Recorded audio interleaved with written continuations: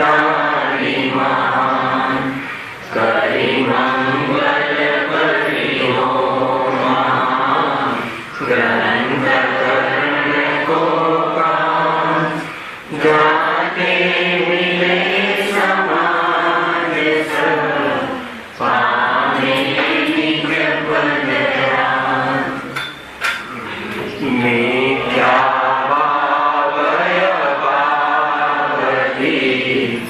જે પ્રગટે નિજ ભાવ તે જયવંત રહો સદા તે મોક્ષવાન.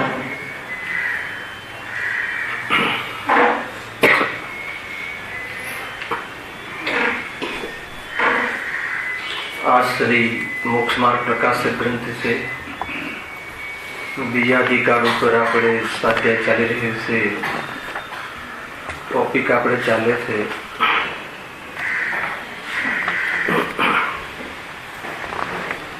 પેજ નંબર 42 પરથી. ચારિત્ર મોનીય કર્મના ઉદયમાં એના અંતર્ગત જે ચોથી ચોકડી છે એના ઉદયમાં જીવને જે અશુદ્ધિ પ્રાપ્ત પ્રગટ રહે છે એને લઈને યથાખ્યાત ચારિત્ર જે છે એનો ઘાત થાય છે. ફરીથી ચારિત્ર મોહની વિષય કર્મના ઉદયમાં એમાં પણ આપણે કઈ ચોકડી ચાલી ગઈ? ચોથી ચોકડી જેનું નામ છે સંજલન કષાય કર્મ. એટલે આત્માની એવી અલ્પ અશુદ્ધિ, ઘણી ઓછી અશુદ્ધિ કે જેના ઉદયમાં જીવને સ્વભાવરૂપ ભાવ અશુદ્ધિ રહે છે અને એને લઈને નુકસાન શું થાય છે? યથાખ્યાત ચારિત્રનો ઘાત થાય છે. સમજે? સંયમ રૂપ જીવન રહેવામાં વાંધો નથી, દોષયુક્ત છે.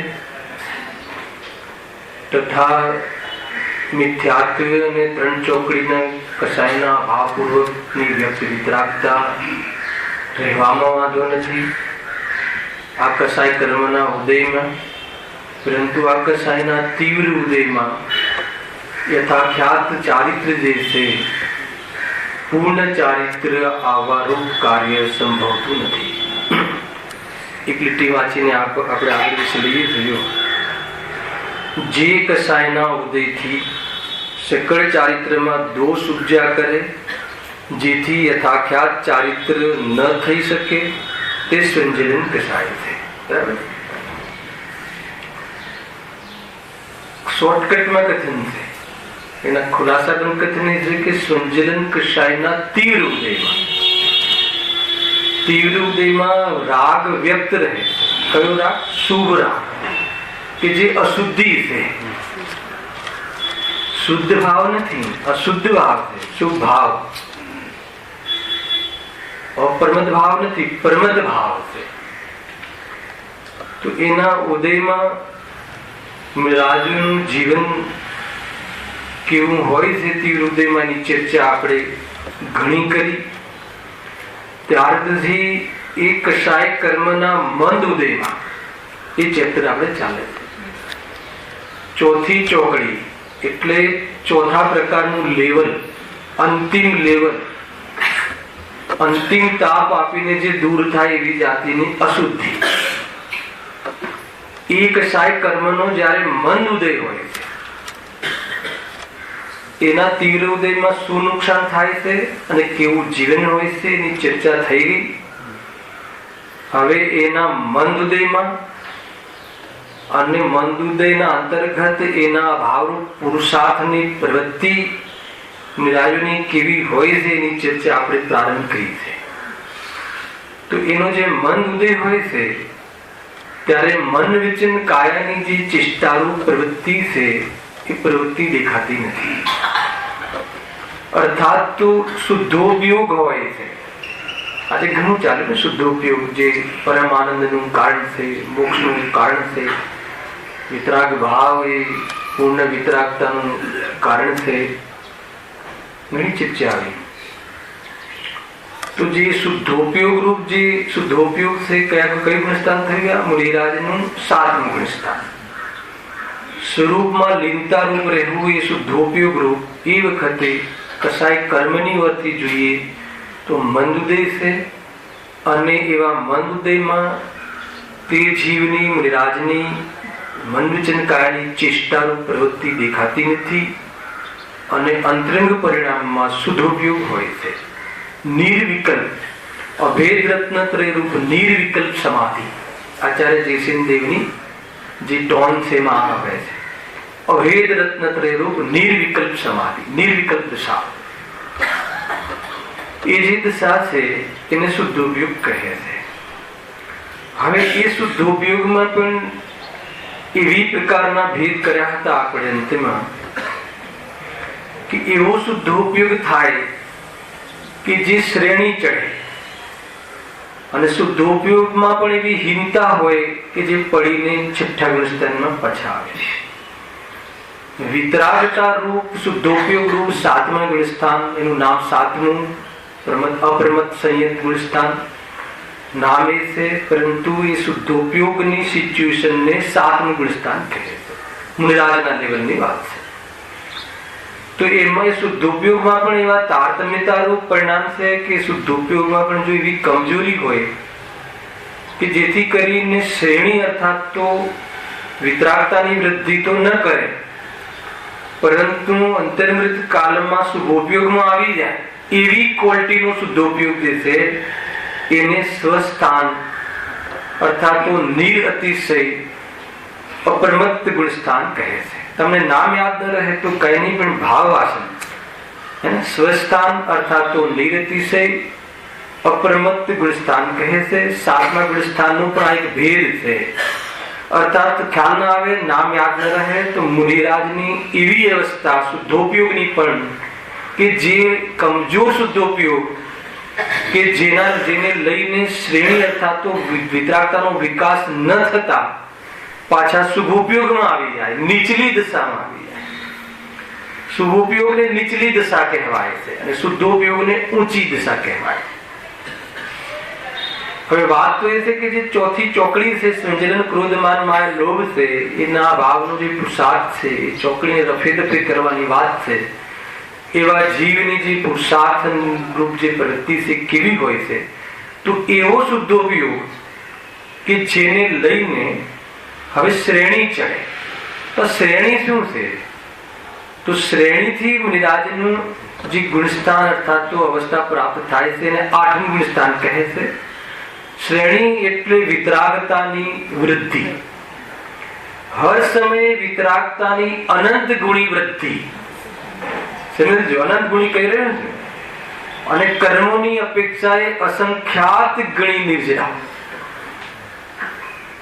કર્ણાનુગનો થોડો વિષય છે, ઝીણો વિષય છે, સૂક્ષ્મ વિષય છે, સમજવા જેવો વિષય છે. શબ્દો ન પકડાય તો ચિંતા નહીં કરતા, ભાવાસનથી આપણે આગળ ચાલીશું. શ્રેણી એટલે શું? વિતરાગતાનો વિકાસ. પણ હર સમયે વિતરાગતાની જે વૃદ્ધિ થાય છે અનંત ગુણી, એક સમયની પર્યાયમાં અનંત વિભાગ પ્રતિચ્છેદ હોય છે, એ અપેક્ષાએ અનંત ગણી વૃદ્ધિ થાય છે પરિણામોમાં તો, પરંતુ કર્મોની અસંખ્યાત ગણી નિજરા થાય છે. તો અનંત ગણી નિજરા થાય તો ત્યાં જ વિતરાગી થઈ જાય, પૂર્ણ વિતરાગી. કર્ણાની ગુણ છે આ બધું. ખેર, જે અનંત ગણી વૃદ્ધિ થાય છે એમાં બે પ્રકાર પડે છે. જે ચોથી ચોકડીના લેવલની જે કષાયો છે, આત્માના બળ દ્વારા પુરુષાર્થ દ્વારા એ કષાયો ઉપશમ થાય તો એને ઉપશમ શ્રેણી કહે છે. અને કોઈ મુનિરાજ આત્માના બલપૂર્વક વિતરાગતા વધારવામાં એક ચોકડીને ક્ષય કરતા જાય તો એને ક્ષપક મુનિરાજ કહે છે, ક્ષપક શ્રેણી કહે છે. આ બે શ્રેણીનો જે પણ પ્રારંભ છે જે કોઈ મુનિરાજ જે કોઈ શ્રેણી પ્રારંભ કરે એ અહીંયાથી 8મા ગુણસ્થાનથી પ્રારંભ કરે છે. એને અપૂર્વકરણ ગુણસ્થાન કહે છે. હવે ચોથી ચોકડીના ભાવના કાર્યક્રમ ચાલુ થાય છે. સમજમાં આવે? તો જે ઉપશમ શ્રેણી કે જે કષાયોનો ક્ષય તો નથી થતો, પરંતુ કષાયો દબે છે, એમ ઉપશાંત થાય છે, શાંત પડે છે, કર્મ દબે છે. દબે છે એટલે અનુદય રહે છે. ખ્યાલ? તો એવી જાતિની જે ઉપશમ ભાવ, તો એવી જાતિના પરિણામ જે રહે છે એને પણ વિતરાગ પરિણામ છે. અને કોઈ મુનિરાજ વિતરાગ તો રહે છે, પરંતુ સાથે સાથે એ જે કષાયો છે એને ક્ષય કરતા જાય છે, કર્મ ક્ષય થતા જાય છે, કરતા જાય છે, કોઈ બી શબ્દ વાપરો. તો એ પ્રમાણે સ્વરૂપમાં રહેતા એ કષાયો ક્ષય થતી જાય છે, તો એને ક્ષપક શ્રેણી કહે છે. આ અવસર સમજતા પહેલા આ જે અવસર એવા જીવોને આવે છે કે જેને શ્રદ્ધાના સ્તર ઉપર જેની પાસે કાં તો ક્ષાયિક સમ્યક દર્શન હોય, કાં તો ઔપસમિક સમ્યક દર્શન હોય. ક્ષયક્ષમ સમ્યક દર્શન સહિત જે કોઈ મુનિરાજ ક્ષયક્ષમ સમ્યક દર્શન સહિત 6ઠા 7મા ગુણસ્થાનમાં બિરાજમાન હોય, 7મા ગુણસ્થાનના અનુકૂળ શુદ્ધ ઉપયોગ હોય, છતાં પણ ક્ષયક્ષમ સમ્યક દર્શન સહિત શ્રદ્ધામાં જે ચન્મલ અગાઢ દોષ છે, દોષ વાળું સમ્યક દર્શન છે, છતાં 7 તત્વોની શ્રદ્ધા યથાર્થ છે, સમ્યક દૃષ્ટિ કહેવાય છે, પૂજ્ય છે.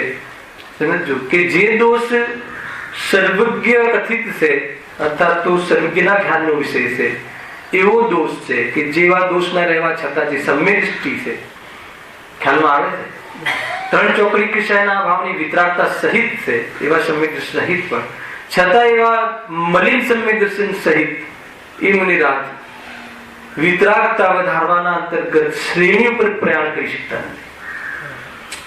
એટલે 7મા ગુણસ્થાને ત્યાં સૌથી પહેલા મુનિરાજને શું કરવું પડે છે? એક ક્ષયક્ષમ સમ્યક દર્શન છે, આત્માના બળ દ્વારા ત્રિકરણ પદ્ધતિથી એ ઔપસમિક સમ્યક દર્શન કાં તો થઈ જાય છે, કાં તો એક ક્ષાયિક સમ્યક દર્શન થઈ જાય છે, અને પછી શ્રેણી ચડવાનો પ્રોગ્રામ થાય છે.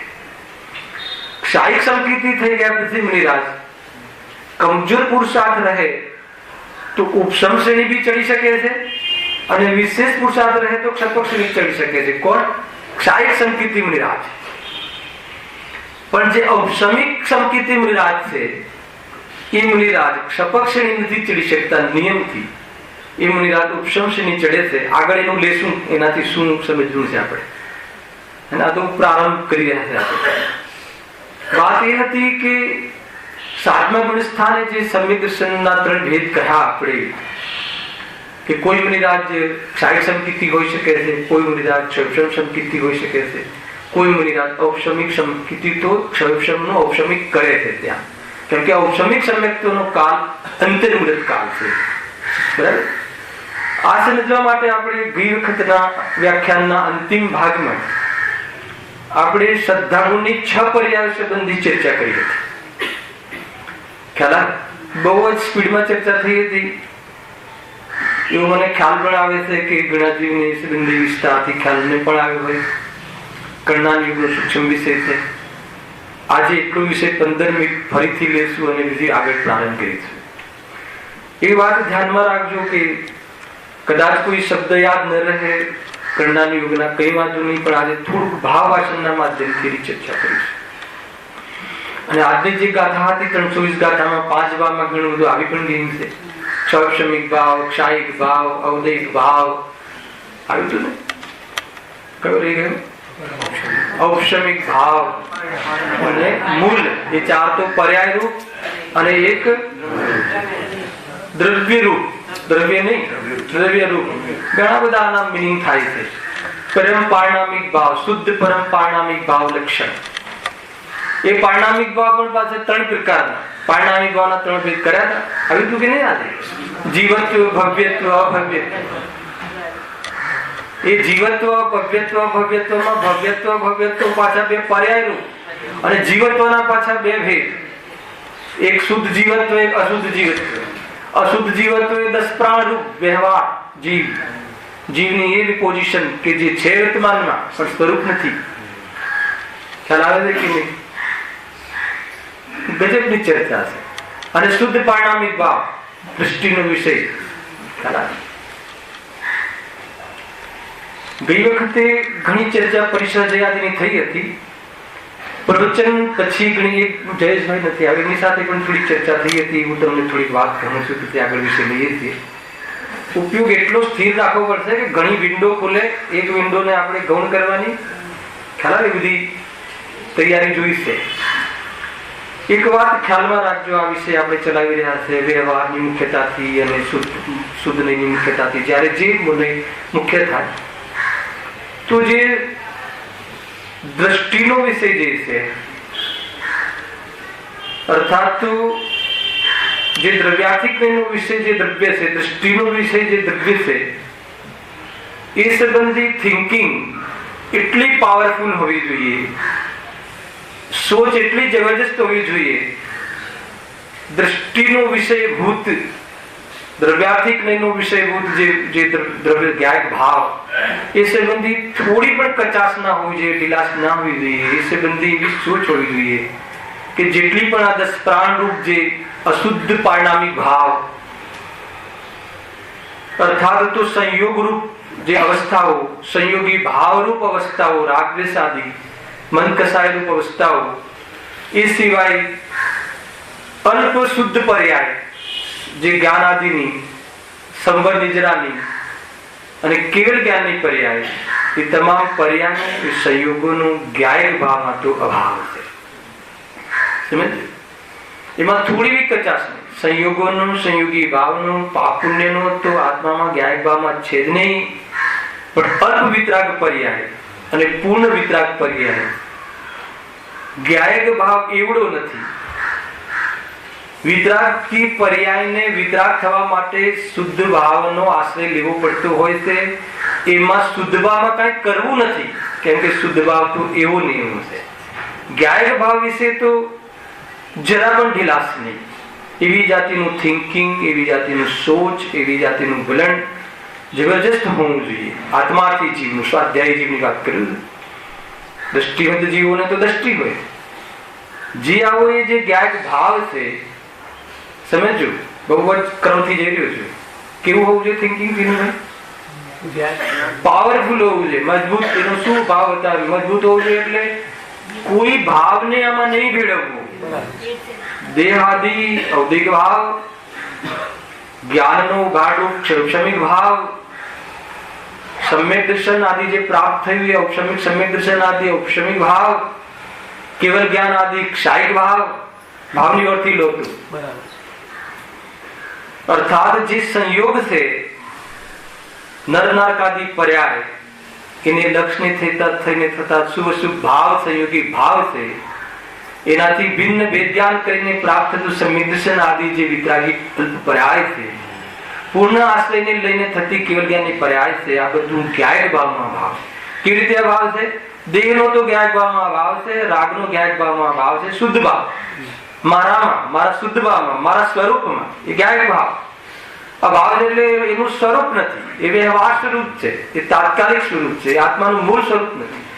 એને પોતાનું માનવા જેવું નથી, એનું લક્ષ્ય કરવા જેવું નથી, એનું મહિમા કરવા જેવું નથી, એની ક્રેડિટ લેવા જેવી નથી. ચાહે કેવી પ્રકારનો દેહ હોય અને કેવી પ્રકારનો સ્વભાવ હોય. ખ્યાલ? હવે જે શુદ્ધ પર્યાય, કેવળ જ્ઞાન નહીં પર્યાય, સ્વભાવ પર્યાય, સદબુદ્ધ વ્યવહારનો વિષય છે, એ પણ શુદ્ધ નહીં, પરમ પારણામિક ભાવ જીવત્વ, એ તો કેવળ જ્ઞાન સ્વરૂપ છે. કેવળ જ્ઞાનની પર્યાય તો હમણાં આવી અથવા નવી આવે છે. ખ્યાલ? અને કેવળ જ્ઞાનની પર્યાય પ્રાપ્ત કરવા માટે જેનો આશ્રય લેવો પડે છે, એમાં ખોટ નથી દેખાતી. એમાં કેવળ જ્ઞાન સ્વરૂપ દેખાય છે, ત્યારે પર્યાય કેવળ જ્ઞાન સ્વરૂપ થાય છે, કેવળ જ્ઞાન રૂપ લે છે. એટલા માટે એક સમયની કેવળ જ્ઞાનની પર્યાય જેટલો નથી. જ્ઞાયક ભાવ એટલું ઊંચી હસ્તી છે. જ્ઞાયક ભાવ તે દ્રષ્ટિનો વિષય છે, જેમાં આપનત્વ કરવું છે, જેનો વિશ્વાસ કરવા જેવું છે, જેનું લક્ષ્ય કરવું છે. ખ્યાલ? એ જ્ઞાયક ભાવમાં જરા પણ કચાશ નહીં. ત્યાં આવે તો તાકાતથી પૂરી. પણ જ્ઞાયક ભાવ આવો છે, એને કરવાનું શું એ વાત નહીં ભૂલતા. વિતરાગ થવું છે ને, તો હવે ચારિત્ર્ય તો એટલી જ મતલબ વિતરાગતા, જેનું લક્ષ્ય કરીને એટલે મારામાં ખોટ જ નથી, ચૈતન્યથી ભરપૂર, ધ્રુવ કાયમી, સંયોગો પડે, સંયોગો જાય, સંયોગો આવે, સંયોગી ભાવમાં ક્રોધ આદિ આવે, પરંતુ ન ક્યારે રાગી થાય, ન ક્યારે દ્વેષી થાય, ન ક્યારે નર થાય, ન ક્યારે નારકી થાય. એટલે એવું ને એવું શુદ્ધ અને હંમેશા પોતાના સ્વભાવરૂપ એટલે પૂર્ણ, એવો એ જાતિનો જ્ઞાયક ભાવ. એ જ્ઞાયક ભાવ છે. હવે શું, વોટ નેક્સ્ટ? એટલે એની દ્રષ્ટિ થતા, એનું સંવેદન કરતા, એનું લક્ષ્ય કરતા વિતરાગ થવાની વાત છે. વિતરાગ એટલે જ્યારે હું આવું છું તો આ દેહ અને દેહના સગા એ બધાની સાથે મારે કોઈ સંબંધ નથી, એમાં રાગ ન તૂટે, એમાં રાગ ન મટે, તો જ્ઞાયક ભાવ સમજ્યો નથી. જ્ઞાયક ભાવનું આ સ્વરૂપ છે. તો જ્યાં જ્ઞાયક ભાવ સમજમાં આવે છે ત્યારે શું થાય છે? વિતરાગતા. એટલે વાત એમ છે કે જ્યારે આપણે સ્વાધ્યાય કરીએ છીએ, આત્માર્થી સ્વાધ્યાય વિશેષ કરે તો દ્રષ્ટિનો વિષય, તો આ રીતે થિંકિંગ પાવરફુલ હોવું જોઈએ. અને એને લઈને અહો મારે કોઈ જગ્યાએ ખોટ જ નથી, અર્થાત તો આના લક્ષથી અનંત જીવો અનેક તીર્થંકરો વિતરાગી થઈ ગયા. તો વિતરાગતા ખૂબસૂરત લાગવી જોઈએ, ખૂબસૂરત લાગવી જોઈએ, એટલે ભાવી જોઈએ, ગમવી જોઈએ. રાગ રહિત થવું છે ને, પરમ આનંદ. કેટલી દશા, વિતરાગ દશા, નિષ્કષાય દશા, નિરાકુલ દશા, પોતે વાતે કેટલી વાત કહી. પવિત્ર દશા બોલતા જતા હતા ફ્લો. તો એ દશાનો આપણને પ્રેમ થવો જોઈએ, પ્રગટ કરવાનું. પેલું આશ્રય કરવાનું ઉપાધ્યાય, આ પ્રગટ કરવાનું ઉપાધ્યાય. સમજ? એટલે પૂર્ણ વિતરાગતા પ્રાપ્ત કરવાનો ભાવ અંદરમાં રહેવું જોઈએ. ખૂબસૂરત આ અવસ્થા જ માત્ર આત્માનું હિત માત્ર મોક્ષમાં છે એમ ભાષિત થવું જોઈએ. એટલી ખૂબસૂરત લાગવું જોઈએ. થિંકિંગમાં પ્રગટ થઈ જાય તો શાબાશ, નમસ્કાર છે, નમોસ્તુ. પરંતુ પ્રગટ ન થાય એ પહેલા આ વાત ગમવી જોઈએ. ખૂબસૂરત વિતરાગતા પ્રાપ્ત કરી, હું વિતરાગ સ્વરૂપ છું, એ તો દ્રષ્ટિનો વિષય. પણ એની દ્રષ્ટિ કરી અને વિતરાગ થવું એ બહુ મહત્વપૂર્ણ વાત છે. હવે એ વિતરાગ થવું એટલે સંપૂર્ણ કિશાયનો અભાવ કરવો, એ વિતરાગ દશા ખૂબસૂરત લાગવી જોઈએ. અને વિતરાગ દશા પ્રાપ્ત ન થાય ત્યાં સુધી, સમજમાં આવે છે, ત્યાં સુધી રાગને પહેલા તો રાગ મટાડવો એ ઊંચી દશા છે, અને ન મટે તો રાગ ઘટાડવાનો પ્રયાસ કરવો. આ વાત, આ વ્યવહાર અહીંયા ચાલુ થાય છે. અપરમ ભાવને પ્રાપ્ત છે એ જીવને આ હલાવે કે નહીં, કસાય ઘટાડવાના સ્કેલમાં આવવું જોઈએ. એટલે એ જીવને પણ જ્યારે અહીંયા સ્વાધ્યાયમાંથી એમ પાપના ભાવની વાત કરવામાં આવે, અભક્ષ ભોજનાદિના ત્યાગની વાત કરવામાં આવે, તો માથેથી પાપનો ભાર ઉતારવા રૂપ આ પ્રવૃત્તિ પ્રસન્ન લાગવી જોઈએ. ક્યાંથી ચાલુ કરી વાત? દ્રષ્ટિના વિષયમાં કમી નહીં, પર્યાયમાં પુરુષાર્થમાં કોઈ કમી નહીં, અને પુરુષાર્થ નથી થતો તો બહુ જ સુંદર જીવન, સજ્જન જીવન, એ જીવનનો પ્રેમ હોવો જોઈએ. એટલે પાપ ઘટાડવાની વાત છે ને, તો પાપ ઘટાડવાની જ્યારે અહીંયાથી વાત કરીએ એ બધી લિમિટેશનો બહુ ચાલે ને. અહીંયા લિમિટ, અણુવ્રતમાં લિમિટ, મહાવ્રતમાં લિમિટ. તો પાપ મટાડવા માટે, પાપ એટલે તીવ્ર કષાય, પહેલા તીવ્ર કષાય મટે છે, શુદ્ધ ભાવ વધે છે, વિતરાગતા વધે છે, શુભ ભાવ જોડે વધે છે, પછી શુદ્ધ એટલો વધી જાય છે કે શુભ ભાવ નથી થતો અને શુદ્ધતાને પ્રાપ્ત થઈ જાય. આ ક્રમ. જ્યારે અહીંયાથી આમ જે કહેવામાં આવે કે ભાઈ સપ્તવ્યસનોનો ત્યાગ કરવો, 8 ગુણનું પાલન કરવું જોઈએ, તો એ પ્રમાણે એમાં માથે આપણને જે ભાર લાગે, પાપ તીવ્ર કષાયો, અને કોઈનું ઊંચું નીચું મૂકવું, આ લેવું, તે લેવું, આ કરવું, એટલી તીવ્ર કષાયો, અને એ આપણને શોભતું નથી, એવી પાત્રતામાં આત્મદર્શન થતું નથી. જ્યારે એવી વાત કરીએ ત્યારે પણ ફેસ ઉપર, ચહેરા પર પ્રસન્નતા દેખાવી જોઈએ. કેમ કે પાપ મટાડવાની પ્રવૃત્તિ પણ કસાયના ઘટાડવાના અંતર્ગત છે, કસાય મટાડવાના અંતર્ગત. એટલે આખો પટ્ટો છે આ. એમ નથી કે કઈ કશું નથી. બરાબર સમજમાં આવે છે કે નહીં? સમ્યક દ્રષ્ટિ જીવ, આત્મદ્રષ્ટિ જીવ, જેને સમ્યક દર્શન થઈ જાય. સમ્યક દર્શન એટલે શું? પાપ પુણ્યમાં સુખ બુદ્ધિ મટી જાય, એનું નામ સમ્યક દર્શન. અને ચૈતન્યમાં સુખ બુદ્ધિ, અપનત્વ બુદ્ધિ થઈ જાય, અસ્તિત્વ, એનું નામ સમ્યક દર્શન. બરાબર? એ થઈ ગયા પછી પણ સમ્યક દ્રષ્ટિ, અસંયત સમ્યક દ્રષ્ટિ જીવને, ચતુર્ભુજતાને પાપ પરિણામ મટતા નથી. તમે સમજો, પાપ પરિણામ નથી જતા, પરંતુ એનું જે શુભાચરણ હોય છે, સમ્યક દર્શન સાથે જે શુભાચરણ હોય છે, એ શુભાચરણ સમ્યક દર્શન પૂર્વમાં પણ હોય છે. સમ્યક દર્શન થતા સમ્યક દ્રષ્ટિ જીવની જીવન શૈલી, લાઈફસ્ટાઈલ નથી બદલાતી. કેમ નથી બદલાતી?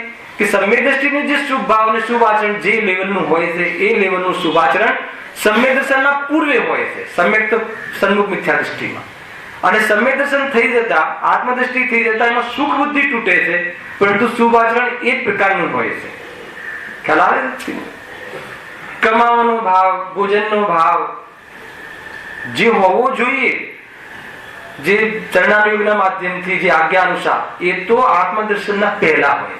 અને સમ્યક દર્શન થઈ ગયા પછી એટલો જ હોય છે. ત્યાં લાઈફ શૈલી અથવા લાઈફસ્ટાઈલ દિલ્હીભાઈ ચેન્જ નથી થતી. પરંતુ ક્યારે ચેન્જ થાય છે?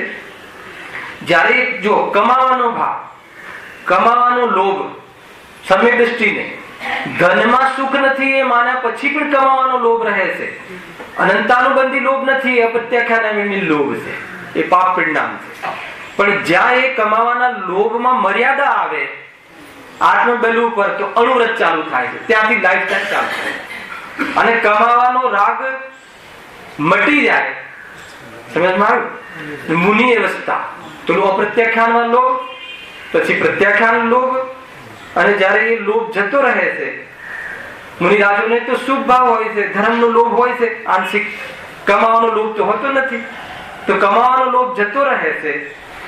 ફરીથી સમ્યક દ્રષ્ટિને અપ્રત્યાખ્યાન લોભ કમાવાનો, સમજો. મિથ્યા દ્રષ્ટિને કમાવાનો લોભ જે હોય છે એ અનંતાનુબંધી લોભ.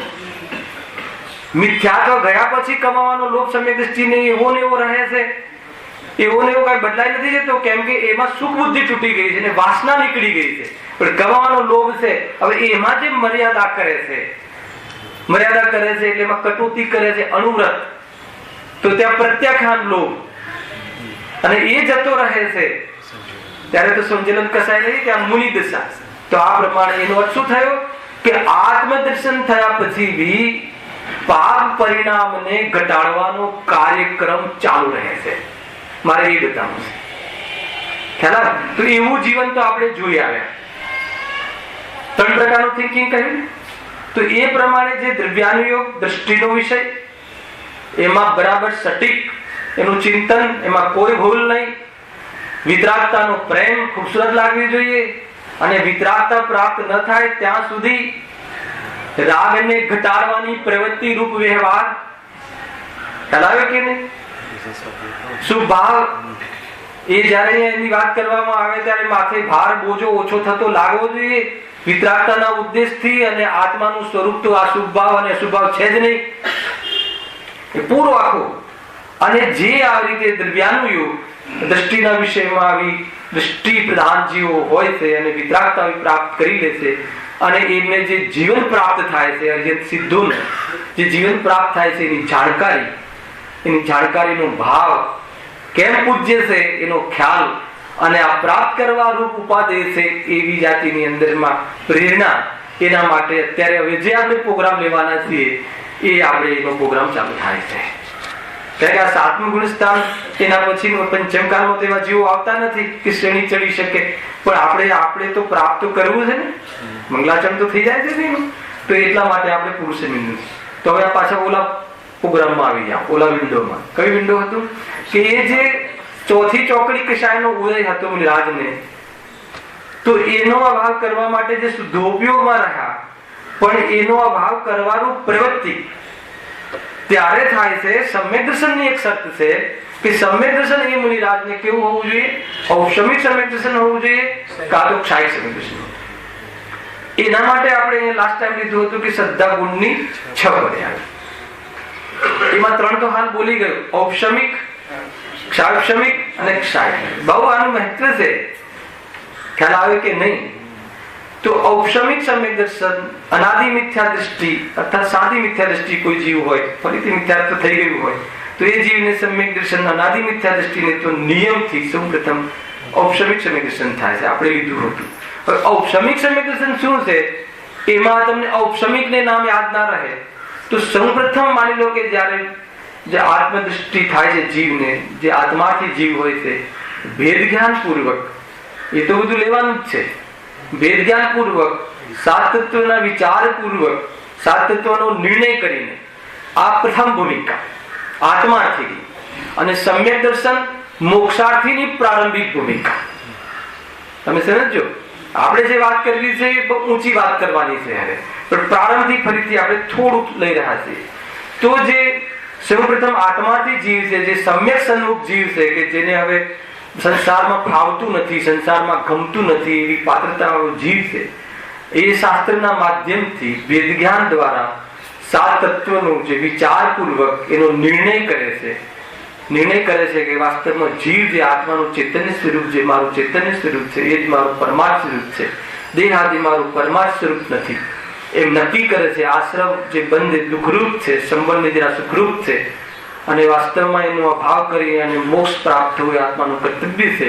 એવી રીતે પૂરી રીતે સાત તત્વનું યથાર્થ ભાન અને યથાર્થ ધ્યાન, અર્થાત દ્રષ્ટિ જે કહેવું હોય એના થતા વિચારના માધ્યમથી થયા પછી વિચાર ઉદાસીન થઈ જાય અને એ હું શુદ્ધ સ્વરૂપ છે એવો વિચાર ન રહે, એની પ્રતીતિ પૂર્વક સ્વસંવેદન જ્ઞાનમાં ઉપયોગ આપણો નિર્વિકલ્પ થઈ જાય, એવી જે મોમેન્ટ આવી જાય, એ મોમેન્ટને શું કહે છે? સમ્યક દર્શન. એ મોમેન્ટને સમ્યક દર્શનની ઉત્પત્તિ કહે છે. સૌપ્રથમ સમ્યક દર્શનની ઉત્પત્તિ શુદ્ધ ઉપયોગમાં થાય છે. પહેલા એ વખતે કર્મમાં શું થાય છે? સૌપ્રથમ એ વખતે કર્મ દબે છે, ક્ષય નથી થતો ને ક્ષયોક્ષમ નથી થતો. એટલે આ સમ્યક દર્શનનું નામ શું પડ્યું? ઔપસમિક સમ્યક દર્શન. કર્મની ઉપશમ અવસ્થા, એટલે એ ઉપશમ નામ કર્મનું છે, એને લઈને અહીંયા સમ્યક દર્શનનું નામ ઔપસમિક સમજમાં. હવે એ વખતે સૌમિક સમ્યક દર્શન થયું, એ વખતે લાસ્ટ ટાઈમ લીધું કે એમાં જે અનાદિ મિથ્યા દૃષ્ટિની જે મિથ્યાત્વ નામની જે પ્રકૃતિ છે, દર્શન મોહનીય અને ચારિત્ર મોહનીય, દર્શન મોહનીય કર્મના 3 ટુકડા થાય છે. બરાબર યાદ કરજો. 3 ટુકડામાં પહેલા ટુકડાનું નામ તો મિથ્યાત્વ, જે આપણને અનાદિથી છે, એનું એક ટુકડાનું નામ. ટુકડા એટલે શું? એવા 3 પ્રકારમાં કર્મ પરમાણુ વર્ગીકરણ થઈ જાય, અને એક સમ્યક મિથ્યાત્વ અને એક સમ્યક પ્રકૃતિ. બરાબર છે. તો ઔપસમિક સમ્યક દર્શન થતા જ્યારે દર્શન મોહનીય કર્મ દબે છે, તો દબવાની સાથે સાથે એના ટુકડા થઈ જાય છે. ટુકડા થઈ જાય છે એટલે 3 ભેદ એ અને ચારિત્ર મૌનીયના અનંતાનુબંધી કશાય. એ અનંતાનુબંધી ક્રોધ માન માયાનો વા કર્મ, એ 4 અને 3 7, આ 7 પ્રકૃતિનું શું થાય છે? ઉપશમ થાય. બરાબર, ઉપશમ થાય છે. આ બાજુ ભાવની ઓરથી જોઈએ તો મોહ જે છે, દર્શન મોહ છે, શું થાય છે? ઉપશમ થાય છે, હજુ દબે છે. અને જે અનંતાનુબંધી કશાય છે, વાસના, એ પણ દબે છે. અને એ વખતે વેપારમાં નથી હોતું, એનો અનુદય હોય છે. અને એ જે અંતરકરણ પડે છે, એ જો ભાગ પડ્યો જેટલો, એ નિર્વિકલ્પ દશા પ્રગટ થઈ, એને સૌષમિક સમ્યક દર્શન કહે. બહુ જટિલ વિષય છે, પરંતુ બહુ સાદી ભાષામાં તમને સમજાય રહ્યું છે. સમજમાં આવે છે? હવે આગળ, હવે જયારે આમ થયું, આ સૌષમિક સમ્યક દર્શન, હે ને, ઘણી વખત આપણે કોઈ સુખ જોયું જ ના હોય અને સુખ આવી જાય તો એ સુખ બરદાસ્ત પણ ન થાય, હે ને, કાં તો છૂટી જાય, કાં તો થોડુંક નોર્મલ થઈ જાય, એવી જાતિની અવસ્થા છૂટી ગઈ. તો સેમ છે, કોઈ દિવસ અપૂર્વ કાર્ય થયા, અનાદિકાળથી આ સુખ જોયું ના, એવું સુખ આવી ગયું અને કદાચિત બરદાસ્ત ન થયું એમ લઈ લો, અથવા પુરુષાર્થ ન ચાલ્યો એમ લઈ લો શાસ્ત્રીય ભાષામાં, તો એ જીવને 2 પ્રકારના કામ થાય. અને આનું કામ જ અંતર્મુહૂર્ત કામ, વધારે નહીં. તો અંતર્મુહૂર્ત કાળમાં જો પુરુષાર્થ નોર્મલ રહે તો એને સમ્યક પ્રકૃતિનો ઉદય આવી જાય છે અને ક્ષયોક્ષમ સમ્યક દર્શન થઈ જાય છે. એટલે મિથ્યાત્વ કર્મ અને સમ્યક પ્રકૃતિનો એનો અનુદય, અને આગામી કાળમાં નિષેધો ઉદયમાં આવવા રૂપ એનો સદવસ્થા રૂપ ઉપશમ, અને સમ્યક પ્રકૃતિનો ઉદય, ક્ષય, ઉદય અને ઉપશમ ભેગું થઈને ક્ષયોક્ષમ. તો એવી જાતિનું કર્મમાં થાય છે. એ વખતે સમ્યક પ્રકૃતિનો ઉદય આવે છે. એ વખતે સમ્યક દર્શનમાં સાતત્વની જે શ્રદ્ધા થઈ હોય છે, આત્માની શ્રદ્ધા થઈ હોય છે, તો બની રહે છે. પરંતુ એમાં ચલમલ ઘાટ દોષ, સમ્યક પ્રકૃતિ જે મિથ્યાત્વ કર્મના પરમાણુઓ છે, એ ઉદયમાં નિમિત્ત તરીકે, અને અહીંયા ચલમલ ઘાટ દોષ રહે છે. એવું જે સમ્યક દર્શન છે ને ક્ષયોક્ષમ સમ્યક દર્શન. બરાબર.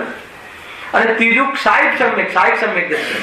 જો એ દર્શનનું કર્મ એનો ક્ષય થઈ જાય અને અનંતાનુબંધીનો વિશેષ ન થઈ જાય અને આ બાજુ એવી દ્રઢતા પૂરેપૂરી પ્રગટ થઈ જાય તો એને શું કહેવાય છે? સાહિત્ય દર્શન.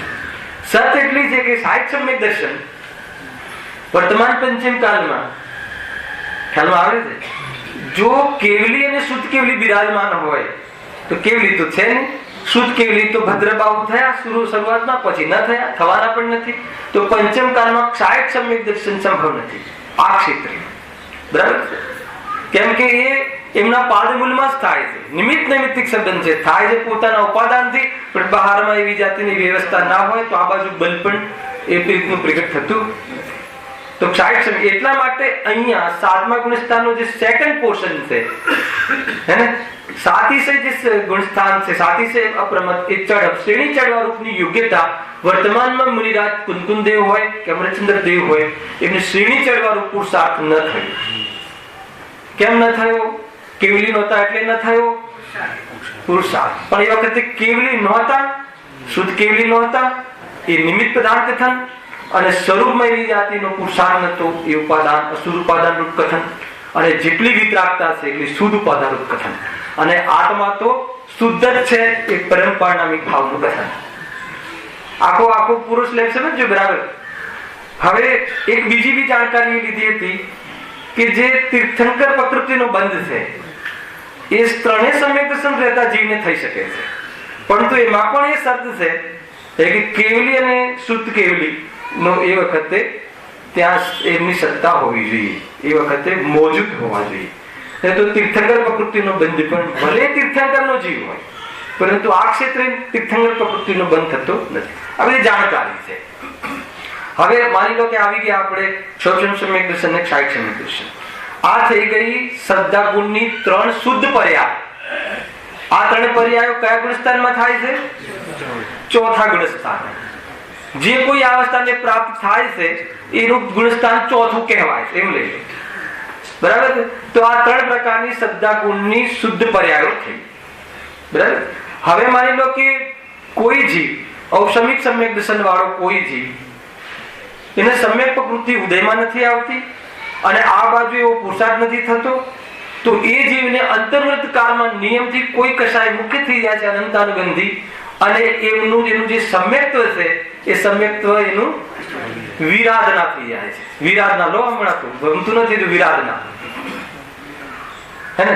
સાસાદન સમ્યક્ત્વ, સમ્યક દર્શનની શ્રદ્ધા ગુણની આ એક પર્યાય.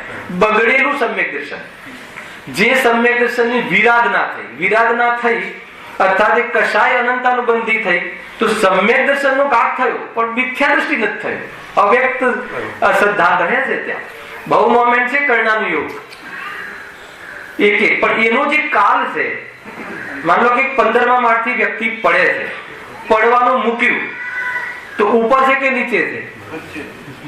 15મા માળે નથી ને, જો પહોંચ્યો નથી એટલે નીચે ના કહેવાય, પણ નીચે જવાનું છે. તો એવી એક અવસ્થા આવે છે સમ્યક દર્શનથી પડતા. કેવલી ગમે છે આ બધી અવસ્થાઓ પણ છે તો થોડીક હે ને આપણને આ જિજ્ઞાસા હોવી જોઈએ ને શું થઈ શકે. તો એ જયારે પડે છે એ જીવ શિખરથી, સમ્યક દર્શનના શિખરથી અતિન્દ્રિય સુખ જેને પ્રાપ્ત કર્યું અને વળી પાછું એ ગમવાની સ્ટાર્ટ થાય છે, તેમાં વિરાધના થાય છે.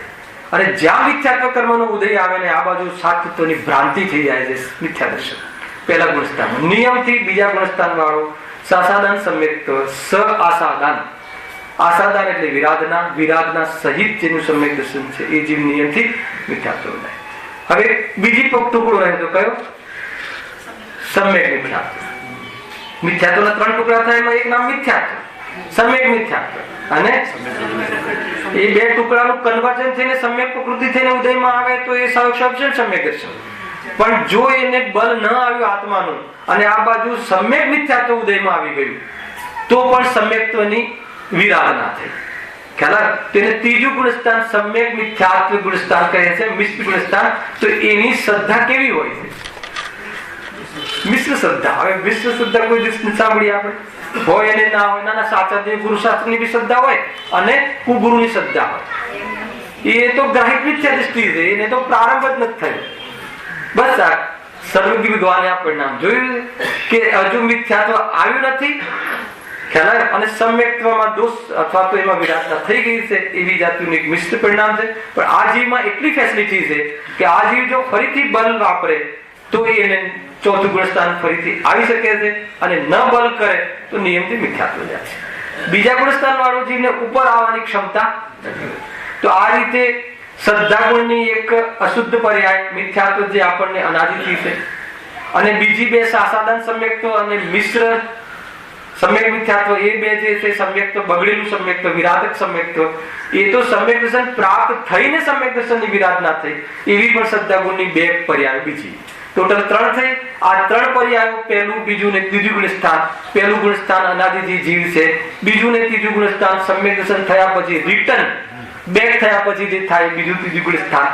ખ્યાલ આવે છે કે નહીં? આ પ્રમાણે શ્રદ્ધા ગુણની ખરાબ ખોટી 3 પર્યાય અને શ્રદ્ધા ગુણની શુદ્ધ 3 પર્યાય ચોથા ગુણસ્થાને. આપણે ત્યાંથી આગળ જવાનું. બરાબર? કઈ 3 હતી? અવસમિક સમ્યક દર્શન, સવક્ષમ સમ્યક દર્શન, સાહિત્ય સમ્યક દર્શન. જે મુનિરાજ સવક્ષમ સમ્યક દર્શન લઈને બેઠા છે એ મુનિરાજને આગળ વધવા માટેના પુરુષાર્થમાં સમ્યક દર્શનની એ શરત છે કે સવક્ષમ સમ્યક દર્શન એટલે આ લીધું ને ચલમલ અઘાટ, મિથ્યાત્વનો ત્રીજો ટુકડો ઉદયમાં છે, પરંતુ સમ્યક દર્શનને ઘાત નથી કરી શકતું, પરંતુ એને સ્વચ્છ પણ કરી શકતું નથી. છતાં ત્રણેય સમ્યક દર્શનની શ્રદ્ધા ત્રણેય સમ્યક દર્શનની શુદ્ધ કહેવાય છે ભાવની ઓર. છતાં કર્ણાનુયોગથી જેટલી મલિનતા, જે ડિગ્રી ટુ ડિગ્રી મલિનતા છે એનું કર્ણાનુયોગ જ્ઞાન કરાવે જે છે સમજવું પડશે. કેમ કે તમે કોઈને સવક્ષમ સમ્યક સવક્ષમ સમ્યક દર્શન અત્યારે રાકેશભાઈ થઈ જાય ને હજારો વાર એનો અભાવ થઈ શકે, હજારો વાર હાલ. અને અત્યારે સવક્ષમ સમ્યક દર્શન જેને પણ થયું હશે, કુંદેવને, અમરચંદ્રદેવને, ગુરુદેવને, ઉમા સ્વામીને, જેટલા બી ટોડરમલજીને, સોગાલીજીને, અહીંયા તો સવક્ષમ સમ્યક દર્શન ઔષમિક મિથ્યાત્વ લઈને આવ્યા હતા એટલે અનાદિ મિથ્યા દૃષ્ટિ. કદાચ કોઈ સાદી મિથ્યા દૃષ્ટિ હોય, પણ મિથ્યા દૃષ્ટિ તો અહીંયા જે પણ કોઈ જીવ આવે પંચમ કાલમાં, આ ક્ષેત્રે, આ કાલે જે પણ કોઈ જીવ આવે એ મિથ્યાત્વ લઈને આવે છે, અને એ જીવ બહાદુર કહેવાય કે જે મિથ્યાત્વ આપીને જાય છે. ખ્યાલ આવે કે નહીં? આ ભાવને ગિફ્ટ આપી દે છે કે પંચમ કાલનું પરિણામ પંચમ કાલમાં. ખ્યાલ આવે કે ના સુરક્ષિત રાખે મિથ્યાત્વ નહીં. અમે તો જે લઈને આવ્યા છે એટલે લઈને જશું. એવું ગિફ્ટ આપીને જવું સારું ને? અહીંયા તો નષ્ટ કરીને જવું. ગિફ્ટ બી ના આપવી, કોઈને આપીને થોડી દેવાય, નષ્ટ જ થવું જોઈએ. સમજમાં આવે છે શું થયું? હા, એ પ્રેરણા છે. સમ્યક દર્શન લઈને જવું જરૂરી છે. ખ્યાલ આવે કે નહીં? એ વાત છે. સમ્યક દર્શન લઈને જવું એટલે શું ખબર છે? અરે સુખનો પ્રારંભ. સમ્યક દર્શનમાં તમને એમ લાગતો આ કોઈ ધર્મની વાત કરે. ધર્મ સુખ, સમ્યક દર્શન એટલે સુખનો પ્રારંભ, મોક્ષ માર્ગનો પ્રારંભ એ છે. અને આજે એનો જે વિષય છે ને, જે સમ્યક દર્શનનો વિષય સમયસારમાં મુખ્ય રૂપથી દ્રષ્ટિનો વિષય છે. એટલે એક પ્રકારથી 5 પરમાગમનું પણ વિભાજન કરવું હોય ને તો જે સમયસાર છે ને, એ સમયસાર એક પ્રકારથી મોક્ષ માર્ગની પ્રારંભિક દશામાં નિમિત્ત બને છે, અને ઉત્કૃષ્ટ દશામાં જે છે નિયમસારને અષ્ટપાવલી છે. સમજમાં આવે છે કે નહીં? અને જે પ્રવચનસારને પંચાસ્તી ખાય છે એ વસ્તુનું ફંડામેન્ટલ બતાવે છે, બંધારણ. અને સમયસાર દ્રષ્ટિનો વિષય બતાવે છે મોક્ષ માર્ગનો પ્રારંભ કરવા માટે અને મોક્ષ માર્ગનો વિકાસ માટે નિયમસાર અને અષ્ટપાવલી વિતરાગતા ઉદાહરણ માટે. આ 5 પરમાગમનું એક જ કુંદ આચાર્ય દેવે 5 પરમાગમની જે દૃષ્ટિકોણ છે એ આ વાત. એક જ પરમાગમ એક ગ્રંથમાં સમયસારમાં બધી વાત આવે, પણ મુખ્યતા પ્રવચનસારમાં ચરણાયુક્ત ચુલિકા છે પૂરી, પણ મુખ્યતા એનું ફંડામેન્ટલ બંધારણ. ખ્યાલ આવે? એટલે મારું શું કેવું થાય છે કે સમયસાર ગ્રંથ 5 પરમાગમમાં બહુ પ્રારંભિક એકડી બગડીનો ગ્રંથ છે. કોઈ એમ કહે કે સમયસાર તો મુનિઓને ભણવાનો ગ્રંથ છે તો એની સમજ ફેર છે નહીં ભાઈ. આપણે ત્યાં ચાલ્યું ને સમયસાર આટલો મોટો ગ્રંથ અત્યારે ચલાવે ગુરુદેવે, એ તો મુનિઓ માટે છે. અહીંયા કહે છે એકડી બગડી વાળા માટે. હાલો આવે છે કે એટલે તો નહીં તો શું કામ ચલાવે 45 વર્ષની સાથે. પણ એ પ્રારંભિક અવસ્થા છે. મોક્ષ માર્ગની અપેક્ષાએ સૌથી નીચી અવસ્થા સમ્યક દર્શન છે. અને વિતરાગતા હવે જે આપણે મુનિ અવસ્થા અને અર્હંત અવસ્થા અને સિદ્ધ અવસ્થા હવે આપણે પ્રારંભ કરી રહ્યા છીએ ઊંચી દિશાઓ, અને એ દિશાઓને પ્રાપ્ત કરવા માટે એટલે કહ્યું કે વિતરાગતા ખૂબસૂરત લાગવી જોઈએ અને મટાડવી છે. અને મટાડવાના પહેલા ઘટાડવાનો પ્રોગ્રામ ચાલે. તે ઘટાડવાનો પ્રોગ્રામ ચાલે છે એ વ્યવહાર. એટલે ગમવું જોઈએ. અહીંયા કહીએ કે ભાઈ અભક્ષના ત્યાગની વાત છોડો ને, આત્મા ને અભક્ષ ને બંને અત્યંત ભાવ છે. આપણે તો એ રાખીને શું સમજવું છે? દેહનો આત્માનો ભાવ છે એમ સમજીને શું સમજવું છે? રાખીશું બોરીવલી વાળા રાખીશું. દેહનો આત્મામાં ત્રણેય કાળે ભાવ છે એમ સમજીને શું સમજવું છે? દેહ પ્રત્યેની આસક્તિ ઘટાડ એ સમજવું છે. દેહનો આત્મામાં ભાવ છે, દેહની આસક્તિ ઘટાડવાની વાત ના કરો, અમને નથી જાણતું. ગજબ છે. દેહનો આત્મામાં ભાવ છે એટલે સમજાવવું છે કે એ તારું છે નહીં, તારું સ્વરૂપ નથી, તારી સાથે નથી આવવાનું. તું એની સાથે એની પાછળ પડ્યો રહે છે, એનું લક્ષ કરે છે, એના માટે પાપ કરે છે, એના માટે ચતુરાઈ કરે છે, એના માટે માયાચારી કરે છે. છોડ કે જે તારી ચીજ નથી, તારી થવાની નથી, તારામાં આવતી નથી, એનું નામ જ્ઞાનમાં નથી. મહેન્દ્રભાઈ આખું ચરણાનું યોગ હે ને, દ્રવ્યાનુસારી ચરણમ ને ચરણાનુસારી દ્રવ્યમ, પેલો એ બંનેનું અનુસંધાન. આખું આપણે પીરિયડ લીધું તો અહીંયા હતું ઔષમિક અંતર્મુરત નિયમ.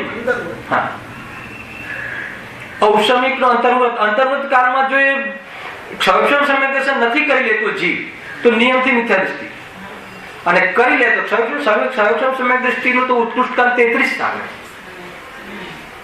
અને એક જન્મ પછી 66 સાગર થઈ જાય ઉત્કૃષ્ટ કાળ. ક્ષયક્ષમ સમ્યક આ પણ વચ્ચે જતું રહે ખરું, જઈને પાછું લઈ લે, જઈને પાછું લઈ લે. એની પાસે સમ્યક પ્રકૃતિ મોજૂદ હોય તો સાદી મિથ્યા દૃષ્ટિને ફરીથી ઔષમિક જ કરવું પડે એવું નિયમ નથી. ડાયરેક્ટ ક્ષયક્ષમ કરી શકે. એ પ્રકૃતિ છે તો એનો ઉદય આવે ને, બાજુ બલ છે, આત્માનું બલ તો પોતાનું છે. તો એ કર્મની ઓરથી સમજાવવું પડે છે. એમના વ્યવહાર કઈ રીતે બતાવું, એના ભેદ કઈ રીતે બતાવવા. કેમ મુનિરાજ નથી કરી શકતા? તો ઉપાદાનની ઓરથી એને બલ નથી, પણ કર્મની ઓરથી સમજવામાં આવે કે એનું હજી આટલો દોષ છે. ખ્યાલ આવે દિલભાઈ? બરાબર સમજાય? તમારે તો ગુણસ્થાન અપ ટુ ડેટ છે, બરાબર સમજ્યા છે તમે? ગુણસ્થાન ભણ્યા બી છે.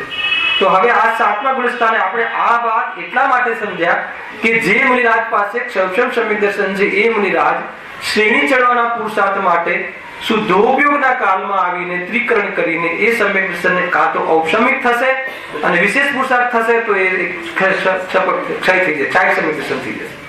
હવે આગળ એ મુનિરાજ જયારે શ્રેણી ચડે, હવે મૂળ વાત ચાલુ થાય છે. બરાબર, આનંદની વાતો, પૂર્ણ આનંદ તરફ જઈ રહ્યા છે. તો એ મુનિરાજ જયારે શ્રેણી ચડવાનો પ્રારંભ કરે છે, એટલે શ્રેણી ચડવા માટે શું કરતા હશે? બહુ ચાલતા હશે, શિખરજી 3 વાર ચડતા હશે. આ કઈ અવસ્થા છે? સ્વંજનમ કશાયના મન ઉદયમાં મન વચન કાયાની ચેષ્ટા પ્રવૃત્તિ થતી જ નથી. એટલે ત્યાં બહારની ચેષ્ટા તો છે જ નહીં, અને અંદરમાં ક્યાં આગળ ચડે છે? તો શુદ્ધોપયોગમાં, એકાગ્રતામાં, એની ઉગ્રતામાં ઉપર, પરિણામોમાં ઉપર ચડવાની વાત છે. એટલે વિતરાગતા વૃદ્ધિગંત થાય છે, શુદ્ધિ વધે છે. એ વખતે કયો રાગ છે? અબુદ્ધિપૂર્વકનો રાગ છે, વ્યક્ત રાગ નથી. વ્યક્ત વિતરાગતા છે અને વ્યક્ત પુરુષાર્થ છે, શુદ્ધોપયોગનો.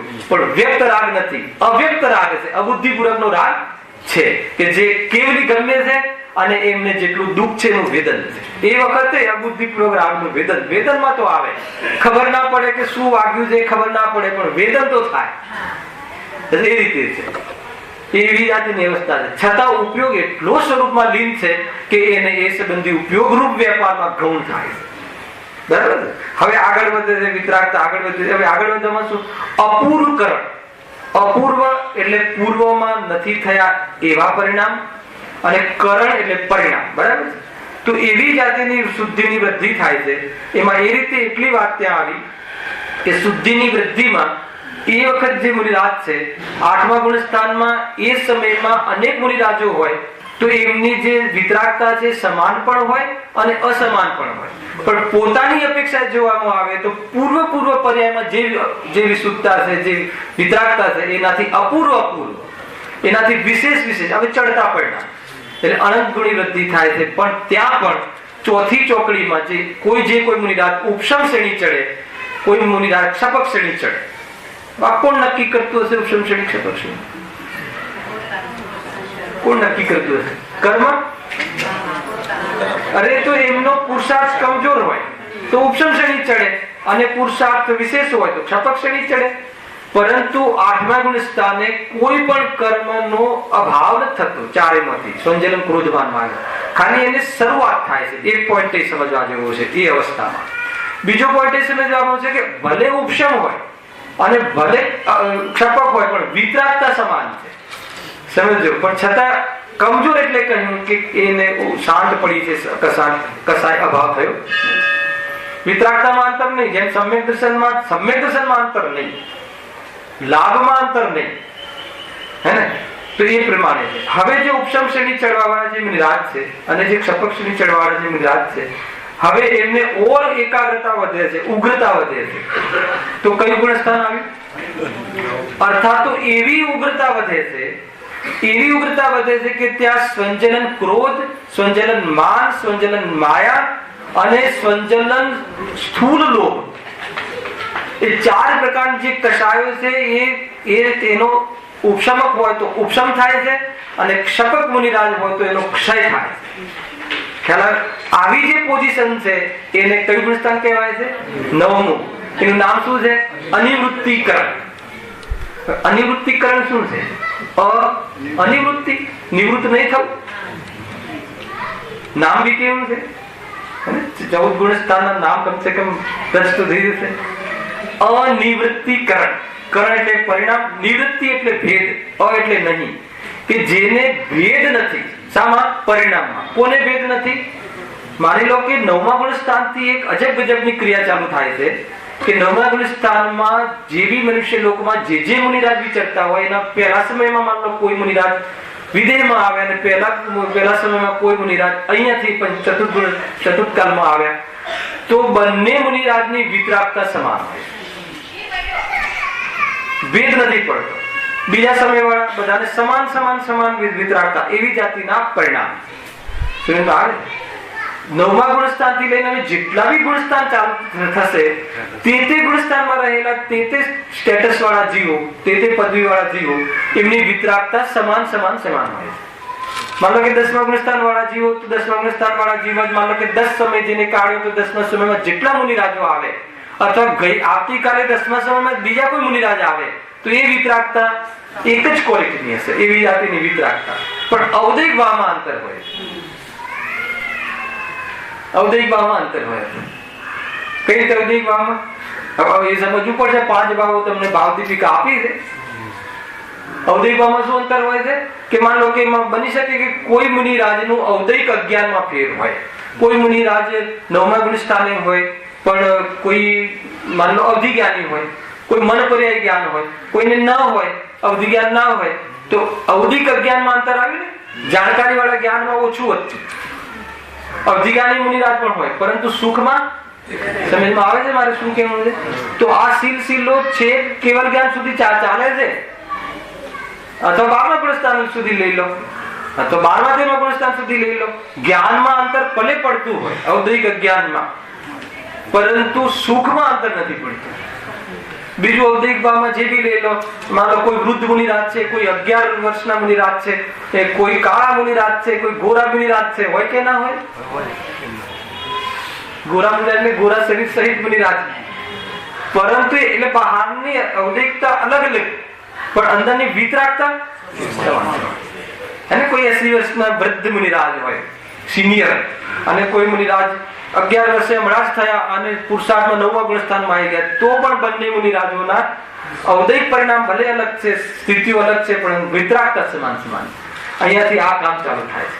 હવે આ જે 9મું ગુણસ્થાન છે એને અનિવૃત્તિકરણ કહે છે. એટલા માટે અનિવૃત્તિકરણ કહ્યું. ત્યાં કસાય ચોથી ચોકડીને એવી રીતે રફે દફે કરી નાખી. કોને કરી? કર્મએ કરી કે જ્ઞાયકે કરી? ન કર્મ કરે છે ન જ્ઞાયક કરે છે. તો કોણ કરે છે કોણ? તત્સમયની યોગ્યતા. આત્મ કલ્યાણ માટે કોઈ સમર્થ કારણ હોય તો તત્સમયની યોગ્યતા. સમર્થ કારણ ત્રિકાલી ધ્રુવ ને સમર્થ કારણ ના કહ્યું, ઉપાદાન કારણ કહ્યું ને એ રીતે કહ્યું કે તો નિમિત્ત બને ત્યારે, એવી નિમિત્ત બને ત્યારે. બે વસ્તુ થઈ ત્યારે નિમિત્ત લાગુ પડે. એટલા માટે પુરુષાર્થની કિંમત છે. ઉપાસનામાં આવતો થકો શુદ્ધ છે, ત્રિકાલ શુદ્ધ છે, એ વાત હવે ભૂલી જાઓ. ભૂલી જાઓ એટલે શું? ભૂલી જાઓ એટલે એને પ્રાપ્ત કરવાનો પ્રયાસ કરવામાં લાગો. શુદ્ધ છું. ગુરુદેવ બહુ કાલે તો ત્યાં પ્રવચન ચાલ્યું, એમાં કહે પર્યાયમાં અધર્મ છે કે નહીં? છે. પર્યાયમાં અધર્મ છે. કઈ રીતે કહ્યું કે પર્યાયમાં ધર્મ પ્રાપ્ત કરવો છે, એનો અર્થ એ થઈ ગયો કે એમાં અધર્મ છે. પછી 3 વાત એવી જોરદાર કહી. અધર્મ યાદ રાગ. રાગ જે છે એ જ્ઞાયકમાં નથી. એક વાત આમ બોલે ને એમનું દૃષ્ટાંત. પછી બીજી વાત પણ પર્યાયમાં અધર્મ છે, બીજી વાત. ત્રીજી વાત એને દૂર કરવી છે, ત્રીજી વાત. આ રીતે પછી ચોથી વાત શું? જબરદસ્ત ચોથી વાત એ છે કે આ રાગ મારા જ્ઞાયકમાં, મારા સ્વભાવમાં નથી, એવી દ્રષ્ટિ કરી અને એના સન્મુખમાં રહીએ તો આ ચોથી વાત કે તો રાગનો અભાવ થશે. બતાવો એમને શું બાકી રાખ્યું? શું બાકી રાખ્યું? પૂરું બેલેન્સ આવી ગયું. જ્ઞાયક છે શુદ્ધ, પરંતુ એની દૃષ્ટિ કરવાનો પુરુષાર્થ કરજે. અને દૃષ્ટિ કરવાનો પુરુષાર્થ ન થાય ત્યાં સુધી તું આ માહોલ નહીં છોડતો, નહીં તો બરબાદ થઈ જશે. આ માહોલ નહીં છોડતો, આ અવસર નહીં છોડતો, આ જે એરિયા નહીં છોડતો. આ એરિયા ન છોડવો એનું નામ વ્યવહાર, અને એને પ્રાપ્ત કરવું એનું નામ પુરુષાર્થ, અને એવો છું એ સ્વરૂપ. આ 3 નું મેચઅપ છે. આ 3 નું મેચઅપ નહીં હોય તો જીવ એકાંત લઈને મરી જશે. શું કહ્યું? બરાબર દિલીપભાઈ વાત? દ્રવ્ય સ્વભાવ પૂરો સુરક્ષિત, પણ એવો અનુભવ કરજે, એનો વિશ્વાસ કરજે અસ્થિતિ. એનો અર્થ કે સંયોગોનો વિશ્વાસ નહીં કરતો. વિશ્વાસ ના કરવો એટલે મારો છે એમ વિશ્વાસ નહીં કરતો, એ મારું સ્વરૂપ છે એમ વિશ્વાસ નહીં કરતો.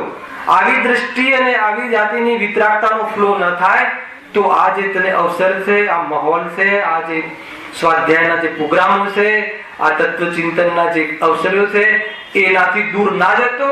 એની બહાર તો કાળા કેર છે.